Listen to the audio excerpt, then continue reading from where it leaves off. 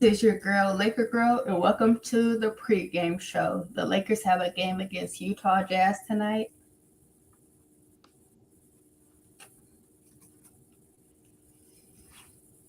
You could give your thoughts. Are we on live? Yes, we're live. So the so we got word last night about 10, 10 minutes, maybe 20 minutes after the game that LeBron James was going to sit this one out, and that kind of set the show a little on fire because we had discussed that we were questioning why he would play in the Detroit game and not the Utah game. The Utah game is going to be more challenging. Playing in Utah, playing a team that's still battling for a playoff versus playing a team that's, in my book, the worst team in the NBA. And we had to go through all the scenarios of who was the one that made that decision. Was it Darvin Ham? Was it LeBron James? Was it a collective? Was it the GM? Was it Palinka? Was it Clutch? All kind of coming about. And there were a lot of negatives in that decision, regardless of who made that decision. And in the end, LeBron makes that decision uh, in the last 24 hours when you start thinking about. In the end, he decides. I don't think it's Darvin Ham that decides. He can say he decided it because he's the coach, but LeBron James has the authority to say, "Look, I'm not sitting down. I'm playing," and he'd have to let him play. So yeah, the question is why Detroit, and then why not Utah? And we can have probably a 2 hour show just talking about the mental focus of LeBron James and how he's probably the most bipolar player, at least in my view, in terms of credit versus discredit.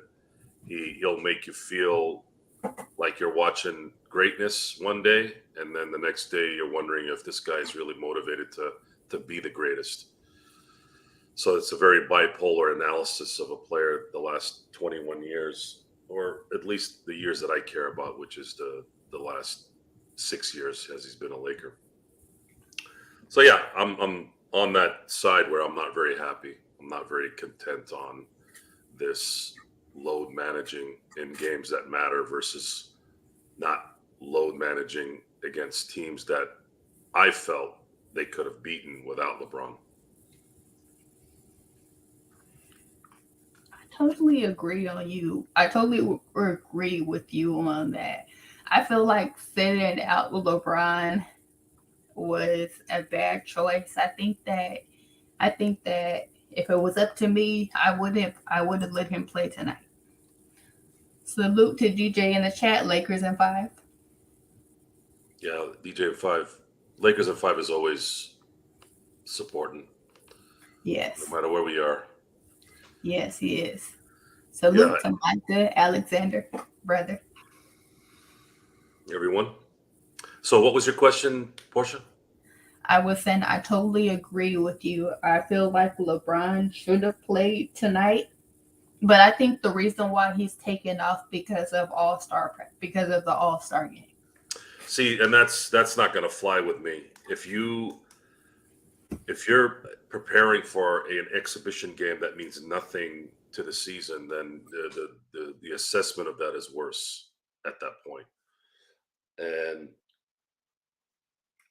it makes you wonder if that is the case. It makes you wonder if he's really serious about winning, or he knows that they're not going to win at all. That's the question. There's some earmarks of his. You can call it immaturity as a veteran player, or you can call it laziness, or you can call it not caring. He's. It seems to be escalating, which is what. When is LeBron going to stop complaining about non-calls and putting his team in a 4-on-5 disadvantage once that team starts to hit to the other side of the court? If you've noticed, and again, I'm a basketball nerd in this. Every time I see him lollygag after a non-call, it's almost like that team knows he's going to do it, and they just jet. They know, hey, we got a 4-on-5 here. LeBron's going to pout. Boom. We're going to go score right away. And normally they do. That's something that Darvin Ham needs to fix. Now, if he's worried about his job, well, I'd be more worried about my job if I sucked at it, which we've all agreed, or at least from Lakers Fast Break, agreed that he does suck at. The least he can do is go out with some pride and some fundamentals, since you don't really teach them on the court to your players. If I'm seeing LeBron sag off because he's upset about a non-call, the first thing I'm telling him after he gets off the court is, you need to stop doing that. Or I'll tell him in practice, or I'll tell him in a meeting. I don't care. I'll tell him anytime.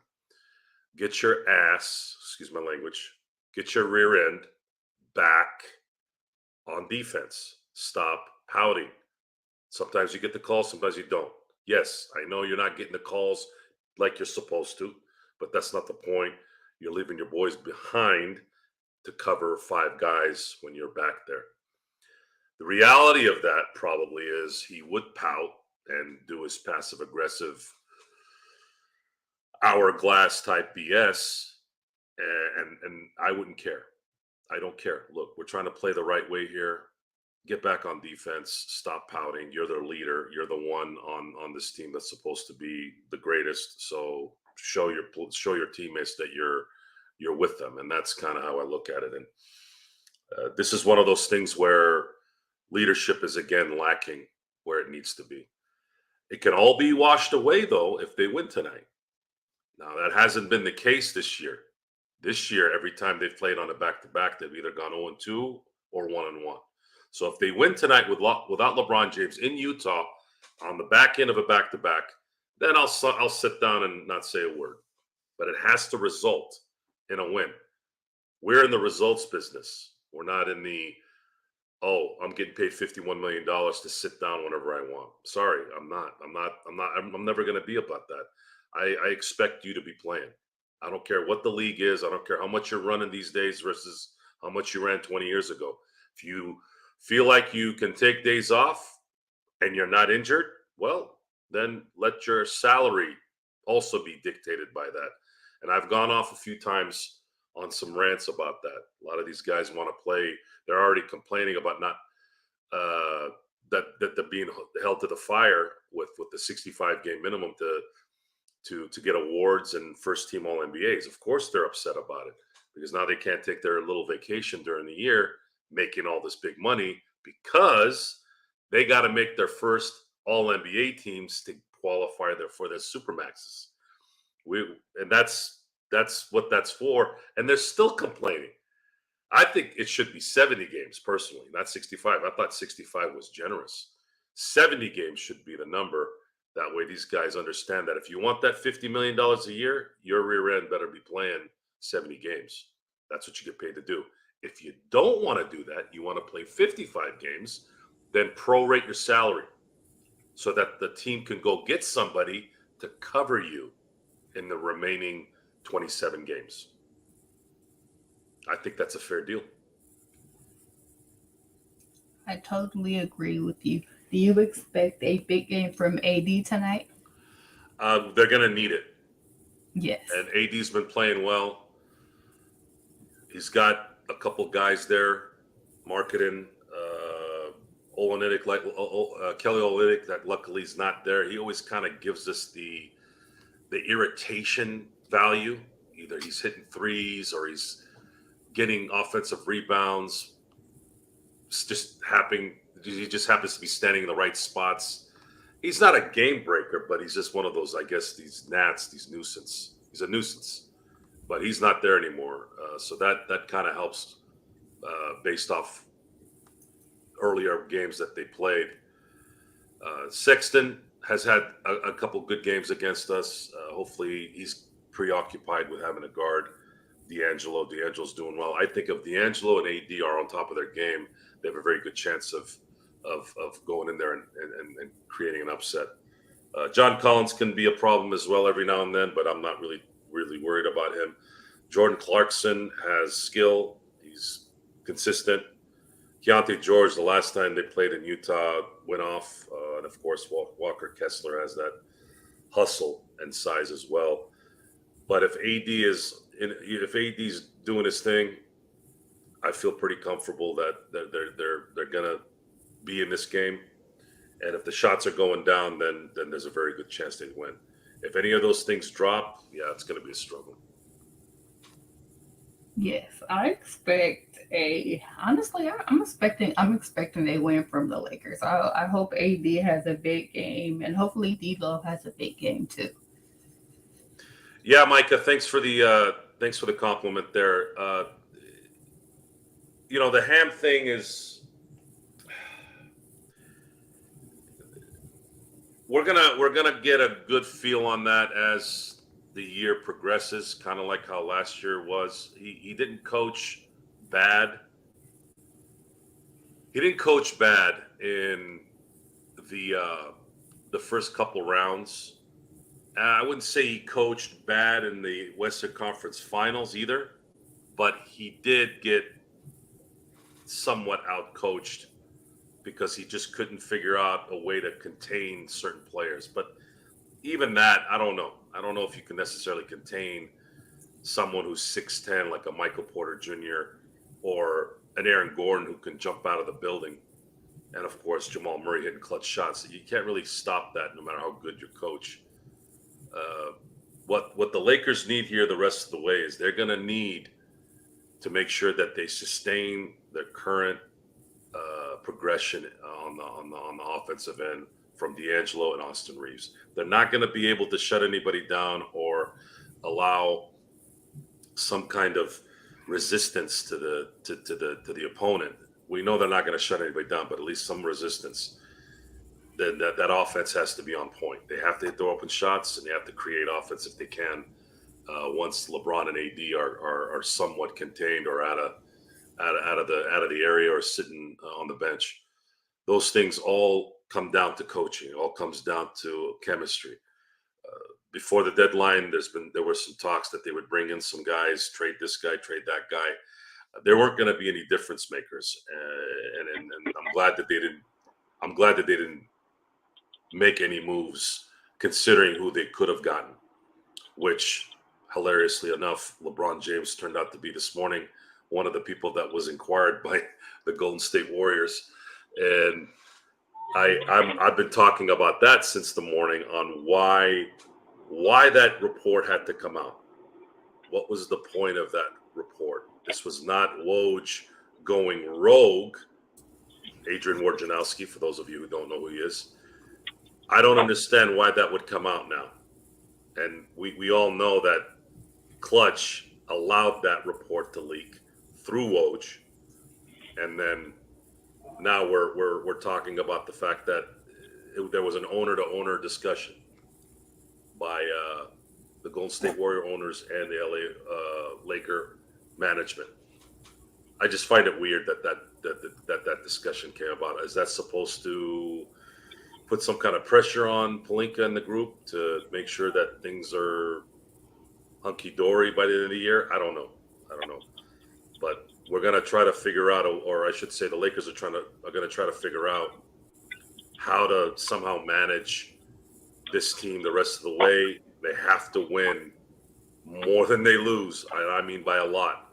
The numbers right now, if they were to win tonight, they're going to get back from the All-Star game in a week and change, and then they got to go 20-6 to win 50 games. If they do that, they're likely going to get a 5th or a 6th seed based off of how the standings are. They're not going to be able to catch up to anyone in the top 4. Unfortunately, those guys are way too up. I think the last team I saw was Denver at the time. I haven't checked the standings today. I can't tell which games have finished yet, but Denver is the 4th seed right now. They're at the 4 based off record. Clippers are at the 3, and they're both 2 games behind the 1st seed. Those records are 8 games behind in the loss column, at least at Denver. I don't think they're not going to make up 8 games in 26 games. That would have to be a miracle. So the Lakers are playing for either a 5th or 6th seed right now. to guarantee themselves a non-play-in game or play-in headache if they don't go 20-6 for the rest of the way, which would give them 50 wins. Then they're likely going to play either Golden State, Dallas, or Sacramento, or if let's say there's Phoenix or the Pelicans that drop down from those 4 teams, including the Lakers, you're going to be playing a very competitive team in the play-in. And God help you if it ends up being Dallas, because all Luka has to do is have one of his patent games, and you could end up being out of the playoffs. So it's a scary time if these guys don't make a run here, and it's got to be a good run too. Last year they were 18-8 to finish the year. This next 26 games, they're going to need to go 20-6 to likely win that 5th or 6th seed with 50 wins. Okay. First of all, hello to everybody. Can y'all hear me? Yes. Yes. Welcome. Hello. Welcome.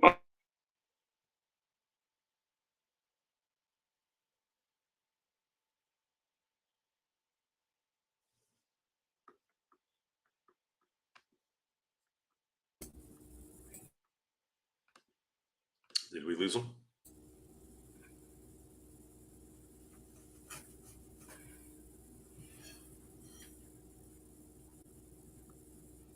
You said, did we lose him?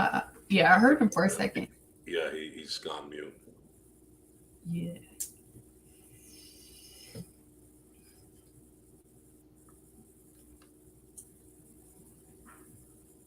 I guess we'll see if his audio gets back. Since Lakers fans are starting to believe we don't need LeBron anymore, which I'm not against, do you all think that's true that LeBron was wanted by the Warriors? And well, Daryl Morey is renowned for making star calls. That wasn't a surprise. Morey is that guy. So yeah, Morey did talk to the Lakers about possibly bringing. This is what I heard. Bringing LeBron to the Sixers, and then it was said that Pelinka then said, "Is Embiid available?" And I got the thoughts of what would a team look like with Embiid and AD as a front court match. That would have been interesting, but I'm pretty sure that Morey wasn't going to trade Embiid anyways. He needs LeBron to win a championship, and I don't think they'd be winning a championship if they switched Embiid and LeBron. So yeah, it's the thing with LeBron right now is LeBron does this everywhere he goes. He gets there, creates excitement, wins, except his first stint in Cleveland, and then kind of disintegrates the atmosphere after that. That's his MO. Is Angry Lakers back? I believe he said give him a minute. Yeah. So, yeah, it was again. We had a show this morning talking about it. I thought it was an interesting discussion. It was unexpected. Usually, I'm off and running in the mornings, but today I just happened to be in the office doing work instead of being on the road. So I thought one of my colleagues, Gerald Glasser, the Lakers Fast Break, he said, "Hey, I think we should talk about this." So we got on around 8:30 this morning Pacific time, and we talked about it for about an hour. And yeah, it was an interesting morning about how that kind of took place in terms of the Philly interest and Golden State interest. LeBron's destiny right now, let's say if they don't win it, is he's got to make a decision on whether he wants to collect an additional $51 million for next year, or he wants to opt out and test the waters. Now, I've made it very clear that he's not getting $51 million from anyone if he opts out. No, he's not. If he decides to leave. So my feeling on it is, and my assessment is, he's not turning that money down. If anything, he's probably going to ask for an extension. And the question is, will Jeanie do it? The answer, probably, knowing how Jeanie works. And I'll leave it at that for now. So if he asks for an extension, is a possible way that he could opt out of this contract and probably opt into a new one? Yes, he could opt out of this extend maybe another year, let's say another player option after 2025, yeah, I'd say that would be the safest one. I don't think he'd take a pay cut. It would be an interesting conversation. It would And be an that's interesting conversation. and that's going to hurt him. Like, I understand he's LeBron James, but at the same time, you can't get the roster you want if you still taking all this money. That was my thing with Kobe Bryant too when he got that last big contract. You know, I didn't like that move, and I'm a huge Kobe fan. Um, like you making billions of dollars outside of basketball. I mean, you can afford to take a pay cut if you want a decent team around you. So I mean, look, that's just how I look at it. I mean, Tim Duncan took pay cuts for years, and he got 5 chips out of it. You know, I mean, you can do it, man. I don't know why he wouldn't, especially if he wants to win. But that's just crazy to opt out of 51 million and to expect more. That's nah. It's not. I'm gonna lose. I'm gonna lose all respect for the front office if they give him more than 51 million. If and he opts out and asks for more than that, and they give it to him, I'm gonna lose all respect for it. big That's facts. just my opinion. That's just my opinion. Because you can't say, "Oh, we need these players," or "We need this, we need that." We don't have the money for it. If you're taking it all, take a pay cut if you want the team around you. I mean, that's just how I feel. That's just how I feel. And superstars don't understand that half the time. Like, if you got a chokehold on the payroll, I mean, what do you expect? You gonna get all these minimum level players. Yes. That's just my thing. That's just my thing. I'm not trying to get too angry up here, you know. I'm just I'm just saying what's on my mind. You know. Mhm. Yeah, H. Davis, do you have would you like to say something? I don't want to cut you off. You talking about on if LeBron going to the Warriors? We did discuss that. Yeah, that came out this morning, and we talked about it a little bit. And then now we're talking about what would LeBron do. And again, that was just gauging interest between owners. LeBron turned it down, and Lakers turned it down. There was really no legs to it. But my question was, why bring this up? What was the point? Why leak this? How everybody doing today? What do you think? What's up? What's up? I'm chilling. I feel like he should, man, because he right there in LA. Just stay in LA. I don't know if Bronny coming out this year or next, but you got to make the best decision for your son. You got a son that's about to go to college. If you go to the NBA, just stay right there. Not the Celtics, but Warriors don't need you. They got Steph. They got Clay. They got Draymond. I feel like they don't need them. It's going to be a lot of Lakers fans disappointed if Bron do that. I think it's gonna be a lot of Golden State Warriors disappointed too. Yeah. They look at that as a rivalry between LeBron and Steph Curry. Yeah, I wouldn't do it if I was Bron. I just I used the example. I used the example this morning of if even though it's later in the stages for LeBron and Steph, that would be like Jordan. That'd be like Jordan leaving for the Utah Jazz in the '90s.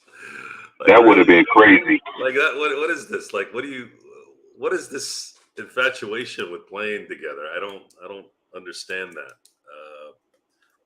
I don't get it. The Durant arrival in Golden State was different. Durant had a jacked up situation with Russell Westbrook in OKC, and he wanted to get out of there. And he was tired of being second to LeBron and everything. So he finally went to the Golden State Warriors. And this is something I do commend Steph Curry about. I don't think he gets enough credit. Same with Klay Thompson. They don't get enough credit for really being about winning. Mm-hmm. Steph Curry did not care. Oh, I'm not going to be the man. I'm not going to be this. Klay Thompson, you heard noises early on. Hey, is Klay Thompson going to be in Steph's shadow? All this stuff. They never let any of that crap get in their head. They stuck together. They were loyal together. They were about winning, and their careers are solidified because of it. 4 championships is nothing to sneeze on. That's a hell of a run. I'd rather play.